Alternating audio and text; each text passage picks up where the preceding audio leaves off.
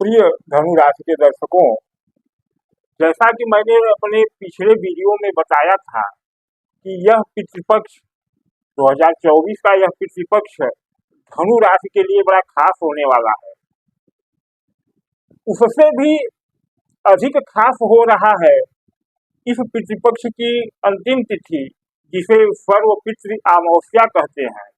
और चूंकि यह पितृपक्ष 2 अक्टूबर को समाप्त हो रहा है, तो 2 अक्टूबर को पितृ समनी अमावस्या या सर्व पितृ अमावस्या है। अब यह क्यों इतना खास है, हम इस पर भी चर्चा करेंगे। और इस पितृपक्ष में क्या करना चाहिए धनु राशि के लोगों को या सभी लोगों को, हम थोड़ा उस पर भी प्रकाश डालेंगे। और अगर क्या नहीं करेंगे तो क्या हानि हो सकती है, हम उस पर भी प्रकाश डालेंगे। तो बने रहें वीडियो पर और कमेंट में ओम पितृदेवाय नमः लिखें या हे पितृदेवता आपको नमस्कार है लिखें, यानी पितृदेवताओं की कृपा पाने के लिए कमेंट में कुछ लिखें जरूर। बात करते हैं कि यह पितृपक्ष क्यों खास है। तो जैसा कि मैंने बताया कि पितरों का संबंध सूर्य से होता है, पितरों का संबंध सूर्य से होता है। और धनु राशि में सूर्य नवम भाव यानी भाग्य भाव के स्वामी होते हैं। यह नवम भाव भाग्य के साथ धर्म का भी भाव होता है, पिता का भी भाव होता है। इसके स्वामी यानी भाग्य धर्म पिता भाव के स्वामी इस वर्ष पितृपक्ष के प्रारंभ होने से एक दिन पहले ही 10वें भाव में गोचर कर गए और पूरे पितृपक्ष और उसके 15 दिनों बाद तक इसी 10वें भाव में रहेंगे। यह 10वां भाव भी पिता का ही भाव होता है और साथ ही आपके कर्म का भाव होता है। तो ऐसा पितृपक्ष जिसमें पिता का कारक सूर्य, भाग्य का कारक सूर्य जो धनु राशि में है, वह कर्म भाव में पिता के ही स्थान पर जा रहा है। तो क्यों नहीं महत्वपूर्ण होगा धनु राशि के या धनु लग्न के लोगों के लिए यह पितृपक्ष और यह सूर्य का गोचर। तो यह तो बात हो गई पितृपक्ष का धनु राशि के लिए इस वर्ष महत्व।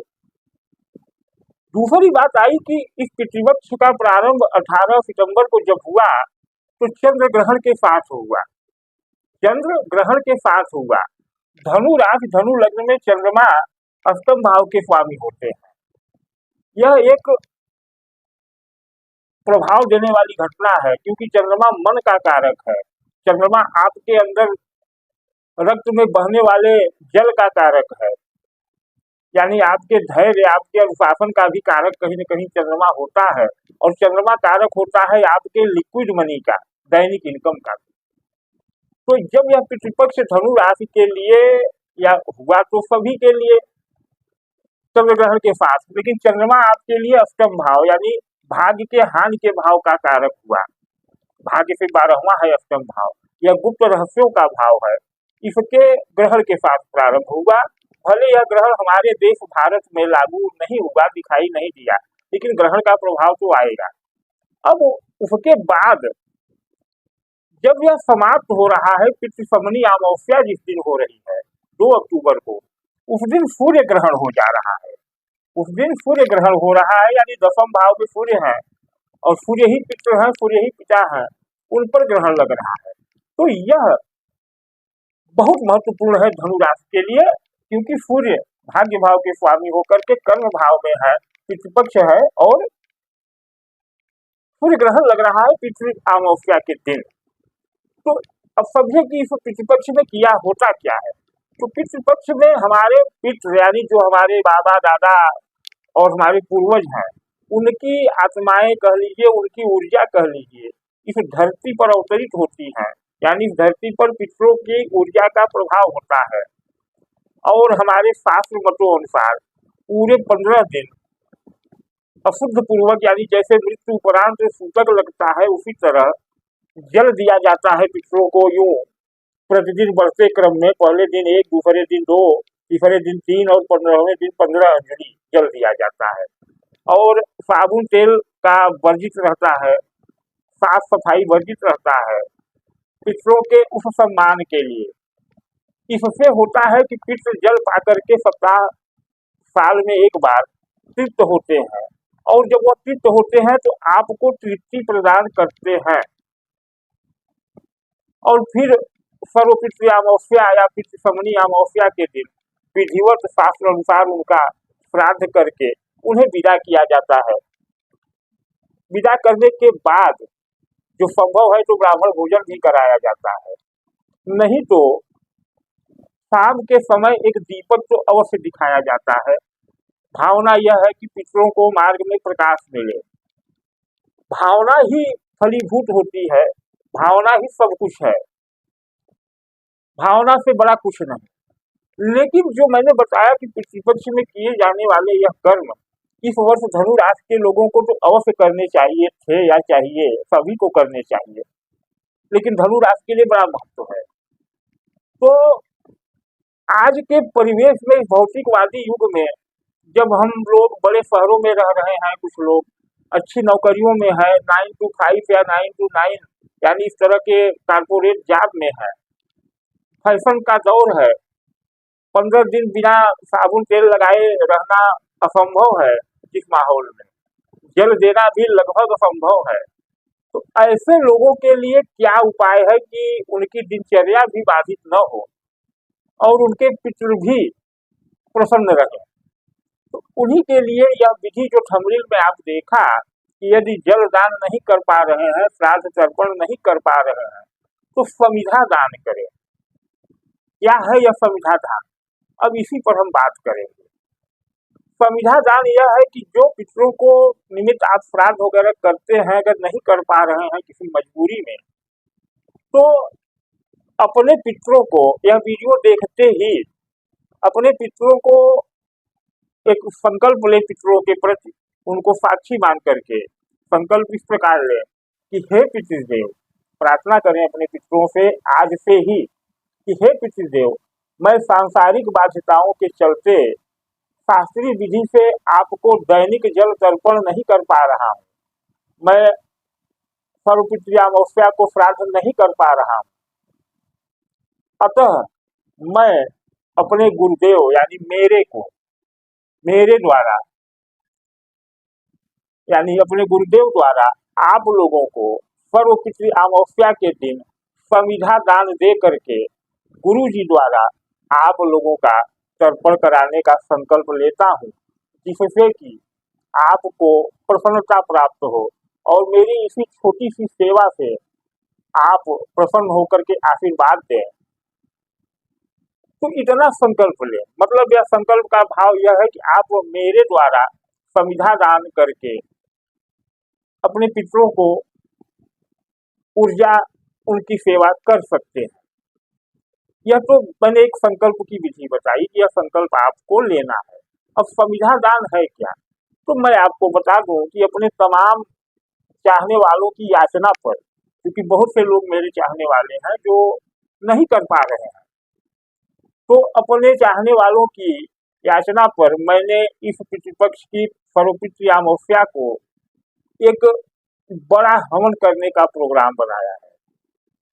वह आप सबके लिए ही होगा। तो उसमें समिधा यानी हवन सामग्री का आप दान करें अपने नाम और अपने गोत्र के अनुसार, और मेरे द्वारा उसकी आहुति आपके नाम और गोत्र से दी जाएगी, तो आपके पितरों तक वह पहुंचेगी, क्योंकि भावना ही है, सब कुछ भावना है और भावना ही फलदायी होती है। अब समिधा क्या होगी? तो समिधा वही होगी, यानी हवन उसी का होगा जो आप श्राद्ध के वक्त जिस वस्तु का पिंडदान या तर्पण श्राद्ध करते हैं, उसमें क्या होगा? तो उसमें खोया या मावा जिसे कहते हैं, तो खोए और मावे के पिंड बनाए जाएंगे। उसमें जौ का आटा, उसमें काली तिल, उसमें शहद, उसमें गंगा जल मिला करके प्रत्येक जजमान यानी जो हमारे द्वारा कराएंगे उनके लिए 3 पिंड बनाए जाएंगे, और उन तीनों पिंडों की एक विशेष मंत्र पर आहुति दी जाएगी। मंत्र यह है, मैं आपको पढ़ के बता देता हूँ। मंत्र है ओम पितृगण विद्महे जगतधारिणी धीमहि तन्नो पितरो प्रचोदयात्। अब जब मेरे द्वारा बोला जाएगा तो ऐसे बोला जाएगा ओम अमूकम, अमूकम के स्थान पर आपका नाम, आपका गोत्र लिया जाएगा। यानी जैसे आपका नाम रमेश है तो और गोत्र आपका भारद्वाज है तो ओम रमेशम भारद्वाज गोत्रस्य पितृगण विद्महे जगद्धारिणी धीमहि तन्नो पितरो प्रचोदयात्। यानी आपका नाम और पितरों का नाम सम्मिलित करके, गोत्र सम्मिलित करके 3-3 आहुतियां दी जाएंगी। अब चूंकि इसमें सामग्री जो लगेगी वह थोड़ी महंगी है, क्योंकि खोया है, अन्य वस्तुएं हैं और यह कार्यक्रम सारी रात चलेगा, जितने लोग रहेंगे उनके लिए, तो इसका एक थोड़ा सा व्यय तो आएगा। और वह व्यय है मात्र 551 रुपए। तो जब आप वीडियो देखें इस पितृ पक्ष के अंदर, अगर आप जल तर्पण कर रहे हैं तब तो बड़ी अच्छी बात है, तब भी अगर आप संध्या दान करके इस तरह से करवाएंगे तो आपको अधिक फल होगा। लेकिन अगर नहीं कर पा रहे हैं आप मजबूरियों के चलते, संध्या ये तर्पण और श्राद्ध वगैरह, तो इस विधि से अपने पितरों को प्रसन्न करें, जिससे कि वह अंतिम दिन, अपनी विदा के दिन अपना भोग और प्रसाद प्राप्त करके जाएं और आपका आशीर्वाद दें। यह तो विधि हो गई, ध्यान से आप समझ लें। अब करना क्या है, एक चीज और आप लोगों को बता दूं कि अगर आप धनु राशि लग्न के हैं तो सूर्य आपका भाग्येश है और पिता का कारक है, 10वें भाव में है, सूर्य ग्रहण लग रहा है। वैसे तो हर धनु राशि के जातक को एक सूर्य यंत्र धारण करना ही चाहिए। अगर अभी तक आपने नहीं किया है तो इस पितृ समनी अमावस्या को सूर्य यंत्र मेरे द्वारा प्राप्त करके धारण करें। आपको सूर्य की कृपा तो मिलेगी ही, क्योंकि सूर्य भाग्येश है, भाग्य के स्वामी है, भाग्य तो जागृत होगा ही। साथ ही सूर्य पिता और पितरों के कारक हैं, तो आपको पिता और पितरों की भी कृपा मिलेगी। और जब पितरों का आशीर्वाद मिलेगा तो आपके जीवन में सब कुछ सरल और संभव हो जाएगा। खासकर इस वर्ष जब पितृ समनी अमावस्या को सूर्य ग्रहण लग रहा है, यानी पितरों को ग्रहण लग रहा है, तो यह दोनों कार्य जो मैंने बताया, संध्या दान और यह सूर्य यंत्र पहनना, तो आपके लिए बहुत लाभदायी होगा। समनी अमावस्या को संध्या दान का मैंने आपको खर्च और विधि बता दी। यंत्र, सूर्य यंत्र प्राप्त करने में थोड़ा खर्च अधिक आएगा, इस पर खर्च 2100 रुपए आएगा, क्योंकि इसके लिए आपके लिए जाप भी सूर्य का होगा और पितृ के इन मंत्रों का, जो मंत्र भी बताया, इस तरह से आप करें। अब करेंगे कैसे, तो आप देख रहे हैं स्क्रीन पर मेरा व्हाट्सएप नंबर है, यही नंबर गूगल पे और फोन पे नंबर है। इस नंबर पर आप 551 और अपना नाम, गोत्र का नाम लिख करके भेजें, और जो मैंने संकल्प कहा था वह संकल्प भी ले लें कि हे पितृदेव, मैं अपने गुरु आचार्य विनोद भारद्वाज द्वारा आपको संध्या दान पितृ समनी अमावस्या के दिन प्रदान करने के लिए यह संकल्प ले रहा हूं और मैंने यह द्रव्य भेज दिया है। निश्चिंत रहे, मेरे द्वारा पूर्ण विधि की पालन होगी और वह कार्यक्रम लाइव होगा, क्योंकि जब आपने मुझे संकल्पित कर दिया तो अगर मैं नहीं करूंगा तो वह पाप मुझे लगेगा। तो आज का वीडियो का मंतव्य आप समझ गए होंगे कि कैसे आपको पितरों की कृपा मिले। आज का वीडियो यहीं तक, धन्यवाद। चैनल पर नए हो तो सब्सक्राइब कर लें, वीडियो को लाइक और शेयर करें। नमस्कार।